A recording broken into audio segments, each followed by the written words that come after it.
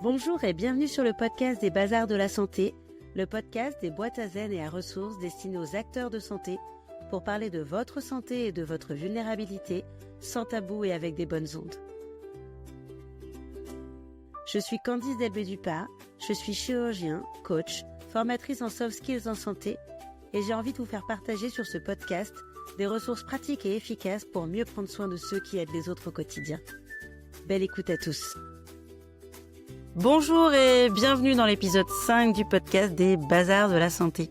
C'est le dernier épisode que je monterai moi-même avant de déléguer le montage au groupe Camus. Ça permettra de me redonner ainsi du temps pour vous retrouver plus régulièrement. Vous êtes déjà plus de 1500 à avoir écouté les premiers épisodes et je suis tellement heureuse de toutes les graines qui se plantent grâce à vous, par le partage notamment que vous en faites. Merci infiniment pour ça.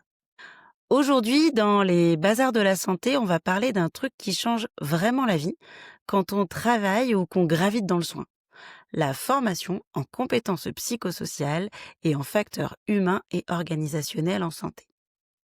J'ai décidé d'en parler car j'ai participé il y a 3 semaines au premier Afterworks en visio du CEFRAS sous l'égide d'Alexis Bataille-Ambert dont je vous ai déjà parlé, qui est donc un collectif engagé pour la santé des soignants, pour réfléchir ensemble et prendre soin de ceux qui prennent soin. Avec François Jolin, on a exploré les facteurs humains en santé et j'ai eu envie d'en faire un épisode parce que ça touche pile à ce dont personne ne nous parle pendant nos études. Comment nous faisons, nous, en tant qu'humains, autant partie du système que la technique, les traitements ou les process pour la santé. Ce levier permet aussi d'améliorer le bien-être des soignants en renforçant la qualité des soins et la fiabilité de ceux-ci. Alors là, vous comprenez pourquoi j'avais envie de vous en parler aujourd'hui. Et alors, spoiler alerte, tout ça, ça se travaille. Tout comme les compétences psychosociales que j'affectionne particulièrement. Mieux se connaître, mieux comprendre nos besoins émotionnels, mieux coopérer. Bref, remettre du lien, du sens et surtout beaucoup d'humain dans nos pratiques. Et maintenant que je suis moi-même formatrice en process communication modèle, je vois à quel point ce genre d'outil peut transformer notre manière de travailler autant que nos relations. Alors aujourd'hui, on ouvre ensemble ce sujet à la fois des facteurs humains et organisationnels en santé et de la formation en compétences psychosociales. Et j'ai nommé l'épisode du jour du même nom que le slogan des Bazars de la Santé, prendre soin de l'humain pour assurer la santé de demain.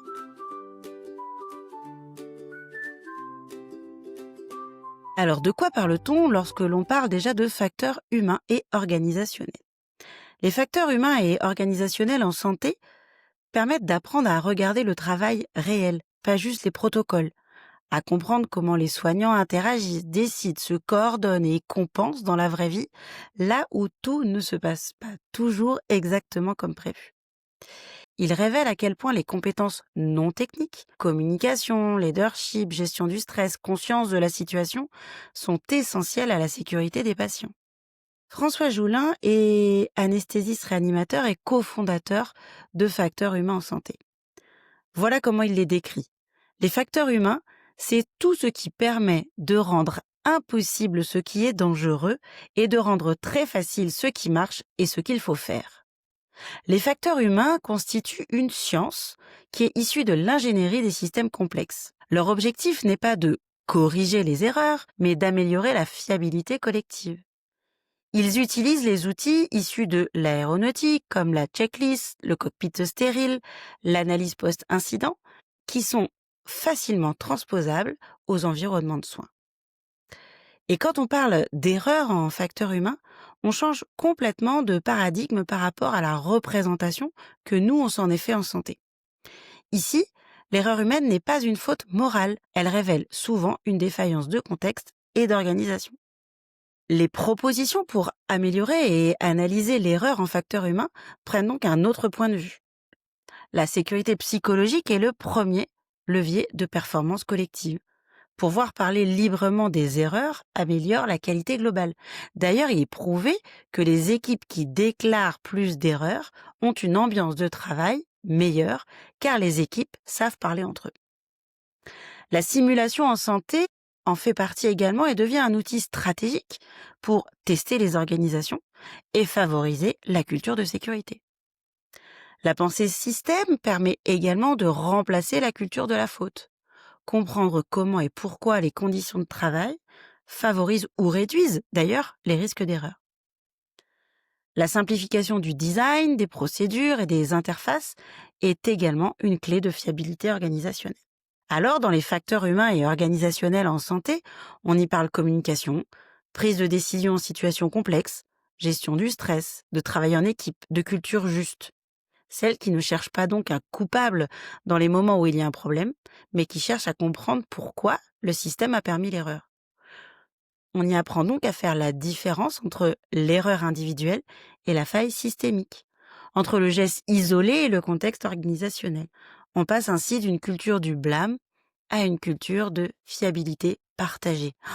Le mot est merveilleux, j'en profite, je le redis, de la fiabilité partagée, où chacun devient acteur de sécurité, pas juste un exécutant de protocole.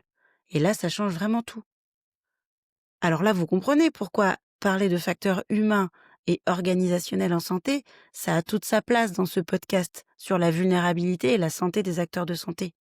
Intégrer les facteurs humains dans les DU universitaires et la formation paramédicale, ça accélère la diffusion de cette culture. Et le plus beau, c'est que cette formation, ça sert pas qu'à éviter les erreurs ou à améliorer la qualité des soins. Elle sert aussi à prendre soin des humains qui font le soin, à renforcer leur santé mentale et leur sentiment d'efficacité, à remettre du sens dans la coopération. Parce qu'au fond, la sécurité des soins, ça commence toujours par la sécurité des soignants. C'est évident en le disant, ça l'est nettement moins dans les faits. Et ce qui est encore plus fou, c'est le paradoxe. Pourquoi le paradoxe? C'est que les soignants sont parmi les humains qui théorisent le facteur humain, mais pour les autres secteurs, et qui ne s'en saisissent pas pour eux-mêmes. Par exemple, on continue à faire des gardes de 24 heures, à avoir du mal à mettre les repos de sécurité obligatoires partout. Et en plus, on n'enseigne pas les facteurs humains aux futurs humains de la santé. Il existe pourtant en France une société savante dédiée aux facteurs humains et organisationnels en santé. Le sujet est donc documenté, théorisé, enseigné, mais globalement très peu mis en pratique dans nos propres organisations. Et alors quand on compare avec d'autres secteurs, comme l'aéronautique, l'aérospatiale et même le nucléaire, on réalise qu'on a presque 50 ans de retard. Oui, oui, oui, 50 ans. Alors pourquoi? Pourquoi on a 50 ans de retard sur une culture que l'on connaît, que l'on théorise?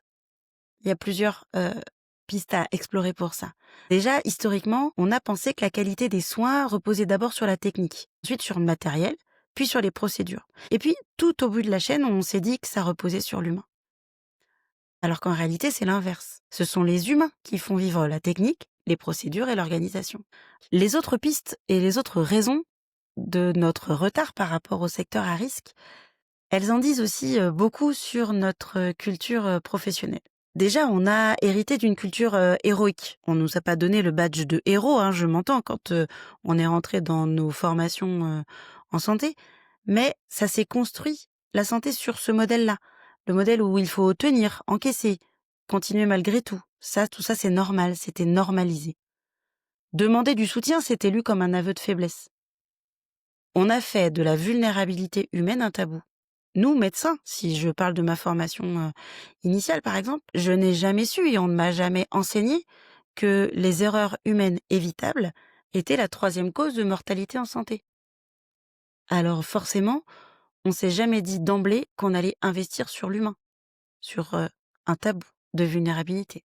Ensuite, on a souvent confondu performance technique et performance humaine. Dans nos organisations, on améliore en permanence les machines, les procédures, l'outillage, les traitements. On a intensifié et complexifié les soins et les organisations, mais pas les compétences relationnelles et humaines. Or, plus on augmente la logique de rationalisation et de productivité des systèmes déconnectés de l'humain, plus on baisse l'attractivité et la fidélisation des humains en intra du système. L'idée implicite, ça a longtemps été celle-là. Si la technique est parfaite, l'humain suivra. Mais sauf que non. L'humain, il fatigue. Et il fatigue bien avant la machine, d'ailleurs. Et ça, c'est comme si on le découvrait en médecine.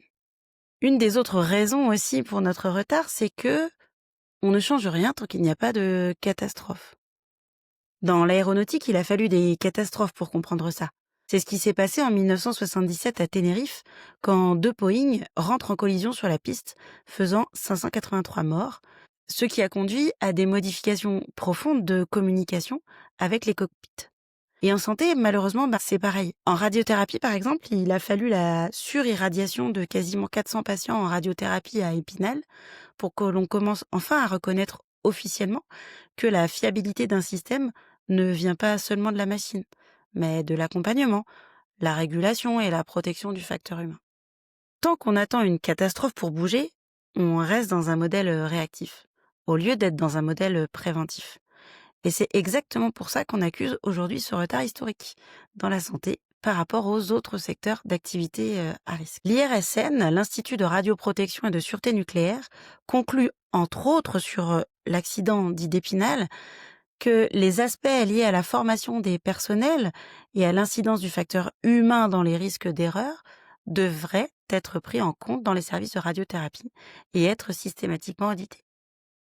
Dans le rationnel de la médecine, même si on a l'habitude de réfléchir en amont des complications possibles de tel ou tel geste ou tel traitement, que l'on sait d'ailleurs les gérer en direct lorsqu'ils arrivent, nous avons plus tendance à compenser en permanence plutôt qu'à améliorer le risque humain. L'autre raison, c'est parce qu'on pense que prendre soin de soi est personnel. On forme les soignants à prendre soin des patients. Jusque-là, c'est logique. Mais personne ne les forme en amont à prendre soin d'eux-mêmes. On individualise bien malheureusement cette responsabilité. Gère ton stress, fais du yoga, prends sur toi, c'est normal que les choses comme ça arrivent. Alors que la vraie prévention, elle devrait être organisationnelle, collective et culturelle. Résultat, on essaie de réparer les burn-out en aval au lieu de protéger la santé mentale en amont. Et tant qu'on continue de penser technique d'abord, humain ensuite, on va rester en décalage complet avec ce que la NASA, l'aéronautique et même l'industrie lourde ont déjà compris depuis des décennies. Quand on investit dans l'humain, on sécurise le reste. D'ailleurs, tout le reste. Mais ça prend du temps. Alors on a 50 ans de retard, mais petit à petit, les choses vont changer. Alors si ce sujet merveilleux des facteurs humains et organisationnels vous intéresse autant que moi, je vous mettrai dans les notes de cet épisode le lien vers le replay du CEFRAS avec François Jolin, et donc médecin anesthésiste réanimateur et cofondateur de cette société savante du même nom, qui explique et illustre bien mieux que moi ce que représentent les facteurs humains et organisationnels en santé. Vous aurez aussi les liens vers le podcast dédié aux facteurs humains et organisationnels en santé qui est nommé Les enfants du facteur.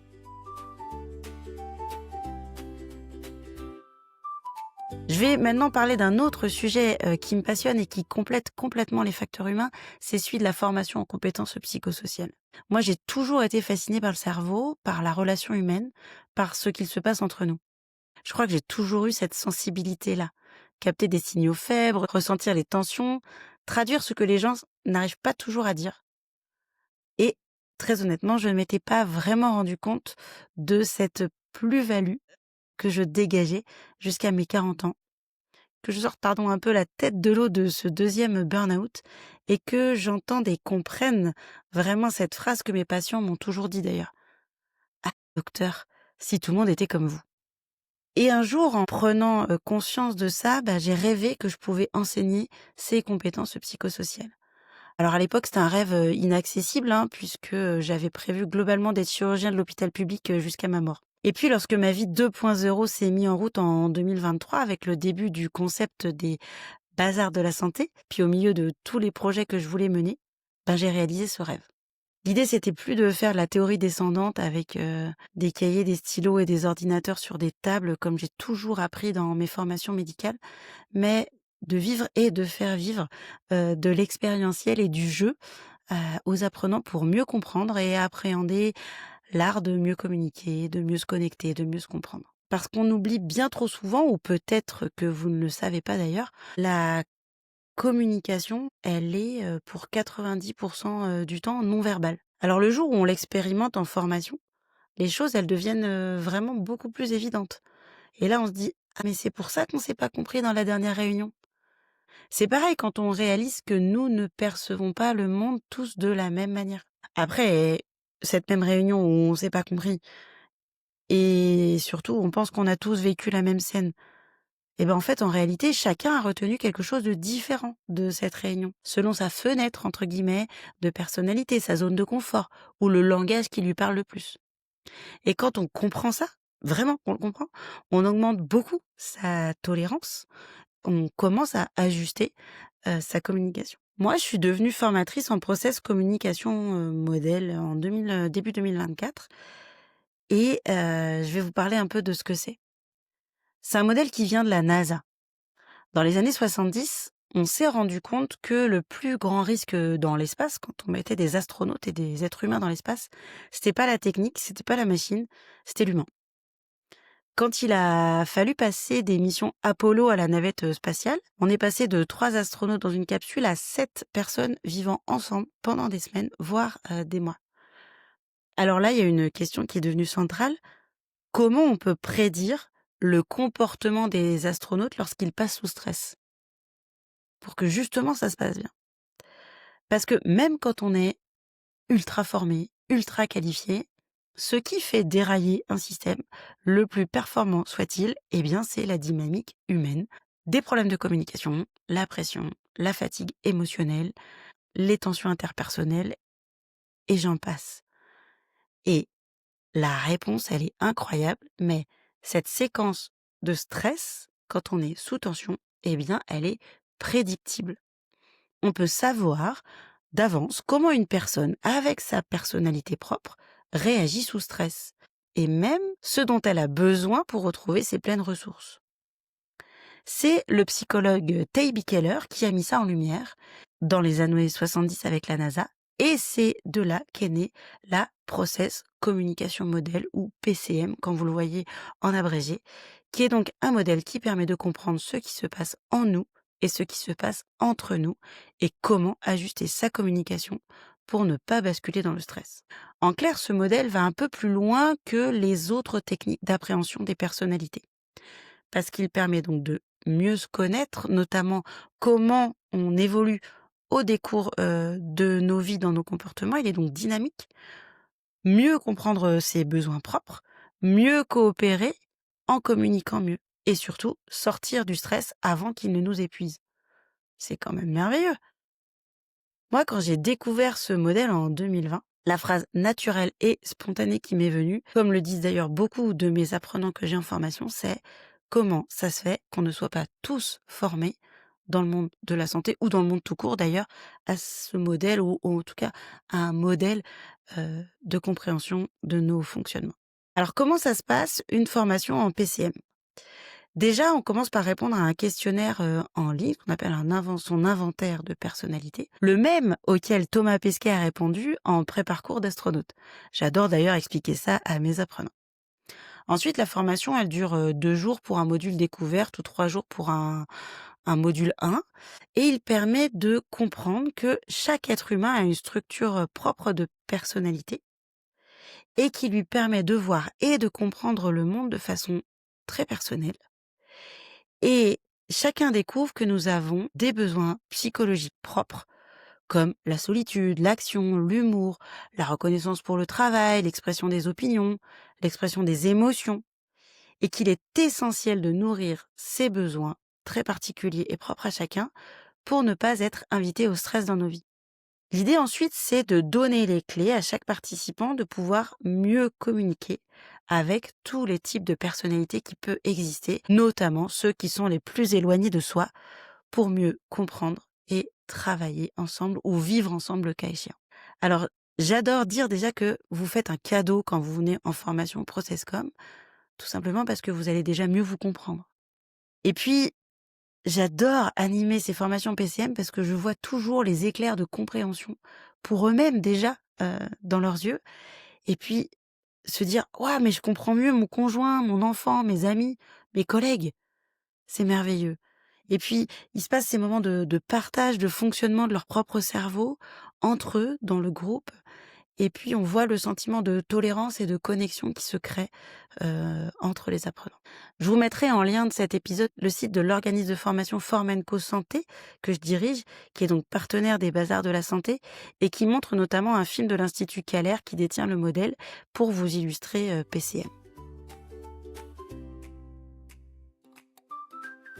Comme j'avais envie d'aller encore un peu plus loin, parce que vraiment j'adore ça, les compétences psychosociales, j'ai complété ma formation pour devenir aussi facilitatrice en codéveloppement. Le codéveloppement, en compétences psychosociales, c'est une technique, d'intelligence collective.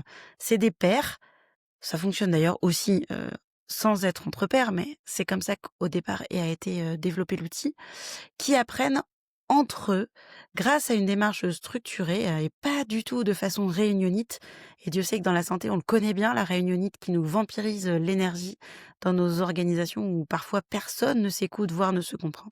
Alors c'est comme si vous aviez globalement 8 à 12 entretiens en un seul moment où chaque participant va apporter un éclairage différent au service d'une problématique ou d'un projet pour la personne qui va passer le jour de la séance. C'est vraiment très structuré dans le temps, donc c'est efficace pour ceux qui ont des temps très impartis, comme c'est souvent le cas dans le monde de la santé. Et surtout, c'est bienveillant. Quand on est facilitatrice comme moi, on a cette casquette, surtout pas de donner des réponses ou des conseils, mais pour tenir le processus, la structure, protéger l'espace pour que chacun se sente libre de partager ce qu'il a besoin de partager et surtout faire résonner ce qui se joue un peu plus en profondeur que la surface. Ce qui est génial, c'est dans ces exercices de co-développement, c'est que tout le monde en ressort grandi. Il y a celui qui apporte la problématique, le projet ou la préoccupation du moment, mais il y a tous ceux qui contribuent à avancer dans cette problématique parce que ça fait toujours résonance et ça fait grandir l'ensemble du groupe. Et puis, ce qui me passionne là, c'est que la compétence, elle est plus du tout verticale, elle est collective. L'intelligence, elle est plus performative, elle est relationnelle et chacun sort grandi grâce au groupe. On a développé l'écoute active, la résolution de problèmes et surtout la créativité dans le groupe. Et puis, comme la ludopédagogie, je l'ai découvert avec toutes ces formations, j'ai terminé de compléter mon accompagnement en devenant animatrice de la fresque de la performance collective. Comment ça se passe le format fresque? C'est en 3h30 avec des cartes et des ateliers. On vit en immersif, des moments qui permettent de ressentir et pas seulement comprendre ce que sont les compétences, psychosociales. Donc, on fait un atelier sur l'écoute active, la vraie, quand on est 100 présent à l'autre et pas en train d'écouter ses pensées ou d'imaginer, la liste de consultations qui nous attend ou toute notre post-consultation ou la tournée à venir, par exemple. On expérimente aussi la différence de perception quand on réalise vraiment qu'on ne vit pas tous dans la même réalité et aussi l'assertivité, le fait d'être, capable et en mesure de poser des limites, claires, sans agressivité ni retrait. C'est juste génial parce que ça transforme vraiment. On retient, beaucoup plus sous le format fresque comme ça et en ludopédagogie ce que c'est les compétences psychosociales et pas juste écrire dans un cahier: «Oui, l'écoute active». Non, on le vit de l'intérieur. Alors avec, Formenco Santé, qui est donc certifié Qualiopi depuis cette année, avec, toutes mes casquettes, j'ai créé un accompagnement complet des équipes pour les faire monter ensemble en compétences, psychosociales avec un parcours, d'accompagnement sur 6-8 mois pour faire, réellement, une transformation au sein des équipes. L'idée, c'est de commencer la première matinée avec une fraise de la performance, collective, qui permet déjà de comprendre un peu qu'on va se former différemment. Ensuite, la deuxième demi-journée, souvent l'après-midi, on met en place un groupe de co-développement qui permet d'ancrer les pratiques dans le temps, de faire grandir en maturité relationnelle et puis d'outiller les managers aussi à l'intelligence collective. Ensuite, on fait 2 jours de process communication modèle pour que chaque membre du groupe, de l'équipe puisse apprendre à se connaître, comprendre ses besoins, mieux communiquer, devenir plus tolérant aussi dans la façon dont l'autre voit le monde. Ensuite, pendant, les 6-8 mois, j'accompagne en co-développement 1 fois par mois, l'ensemble du groupe et puis à 6-8 mois, lorsque tout le monde est passé, on fait une clôture, en intelligence collective avec aussi une redite, de, process communication, modèle pour voir l'ensemble du recul que le groupe a pris sur ses compétences psychosociales, mesurer ce qui a, évolué et puis faire une photo du fonctionnement global, de l'équipe, à distance. Je suis vraiment intimement convaincue que c'est comme ça, en fait, qu'on va transformer nos organisations de soins. On va pas continuer à faire des plans, d'action qui continuent à s'empiler, des injonctions au bien-être, des systèmes qui, sont particulièrement dysfonctionnels. L'idée, c'est vraiment de leur apprendre à fonctionner, autrement et ensemble. J'adore parce que, dans les compétences psychosociales, souvent on parle d'agilité et l'agilité, c'est pas, de vous apprendre à marcher, sur un fil, hein, quand on dit être plus agile. C'est vraiment, avancer ensemble, savoir bouger les croyances qui sont quand même, fortement, ancrées dans notre système, particulièrement caduc et transformer notre façon de travailler, plus, du tout horizontale et hiérarchique, mais complètement, verticale. C'est devenir des organisations vivantes, en plus d'être performantes. Alors si je vous raconte tout ça aujourd'hui, bah, c'est déjà pour vous parler de formation et d'outils, car, ça me permet de continuer à planter des graines. Parce que du coup, je vous donne l'info déjà de savoir qu'elles existent ces formations, qu'elles sont disponibles, dans vos, catalogues de formation, notamment dans les établissements de santé ou dans les OPCO santé, en compétences transversales pour les libéraux. D'ailleurs, rappelez-vous, je vous en ai parlé dans l'épisode 1 du podcast, la certification périodique des professionnels soumis à ordre, qui demandera d'avoir réalisé les actions nécessaires, dès 2029, hein, c'est demain. Le point 2 qui est réaliser des actions en faveur de l'amélioration de la qualité des soins et le point 3 en faveur de l'amélioration de la communication, eh bien, pourra complètement intégrer ces, formations en facteurs humains et organisationnels en santé ou en compétences psychosociales. Mais quand même cet épisode, et ça je pense que vous l'avez compris, ça me permet de vous rappeler cette chose essentielle. Soigner et prendre en compte l'humain qui soigne, c'est pas du tout un luxe. Et ça, j'espère que nos décideurs l'ont bien compris. C'est une condition de sécurité, de sens et de longévité dans nos métiers. Alors, si vraiment on est un gestionnaire, je vais vous dire, hein, tout simplement, ça va améliorer à la fois l'attractivité et la fidélisation de vos équipes. Steven Palanchuk, qui est un interniste canadien, dont je vous ai aussi déjà parlé, qui anime le podcast Soigner jusqu'à se briser, m'a posé cette question il y a quelques jours dans l'un de ses épisodes. Qu'est-ce que je ferais si j'avais une baguette magique pour changer notre système de santé? Eh bien, je mettrais 20% de formation aux facteurs humains et organisationnels en santé et aux compétences psychosociales dans le cursus de formation initiale des acteurs de santé et des modules réguliers en formation continue. On ne pourra jamais améliorer durablement la qualité des soins si on continue de négliger la qualité des relations qui les rendent possibles. La santé du système commence par la santé des professionnels. Pas après, pas à côté, mais maintenant, au cœur. Alors oui, 20% c'est énorme, hein.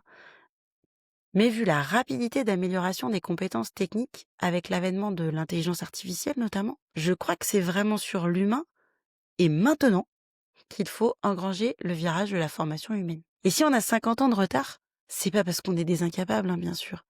C'est parce qu'on a oublié, et qu'on n'a pas voulu le voir, que nous sommes des êtres humains avant d'être des exécutants. Et qu'un système qui se prive de son humanité finit par s'épuiser lui-même. C'est là qu'on en est maintenant. Mais la bonne nouvelle, c'est que ce retard-là, on peut et on va le rattraper.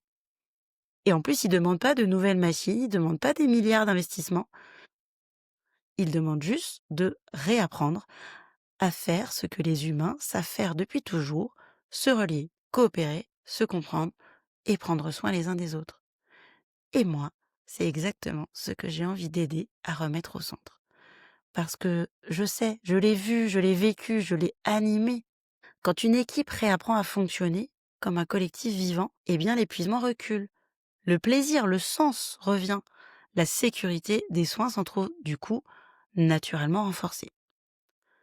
La prévention la plus puissante, c'est jamais celle qu'on fait après coup. C'est celle qui se tisse, qui prend du temps certes, mais qui se tisse dans la relation, dans la culture et dans le quotidien. Si on veut vraiment transformer notre système de santé, alors oui, c'est en passant par l'humain qu'on y arrivera.